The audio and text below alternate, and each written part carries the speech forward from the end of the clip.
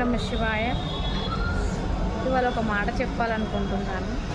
కొంతమంది బాధపడతారు కదా, వీళ్ళు నా లైఫ్లో ఉంటే బాగుండు, వీళ్ళు నా లైఫ్లో ఉంటే బాగుండు, ఎందుకు లేరు అని.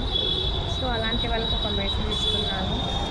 చూడండి, మన జీవితంలో ఎవరు ఉండాలో ఎవరు ఉండొద్దో ఇంకా భగవంతునికి వెళ్తాం. సో కాబట్టి నీ లైఫ్లో దానితో సంబంధం లేదు. నువ్వు కొన్ని రోజులు బాధపడ్డ తర్వాత రిలీజ్ అవుతావు.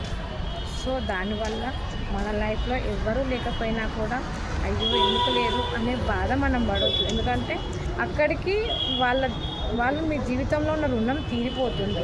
అందుకే ఆ దేవుడు ఎవరినైనా మన లైఫ్లో ఎంతవరకు ఉంచాలో అంతవరకే ఉంచుతాడు, ఎక్కడ తీసుకెళ్ళాలో తర్వాత తీసుకెళ్తాడు. సో కాబట్టి మన లైఫ్లో ఉంటే బాగుండు, లేరు అని కొంచెం గిల్టీ ఫీలింగ్ ఉంటుంది. బట్ ఈ మాట మాత్రం గుర్తుపెట్టుకోండి, మన లైఫ్లో ఎవరు ఉండాలో ఎవరు ఉండకూడదు అనేది అంత పరమేశ్వరునికి తెలుసు.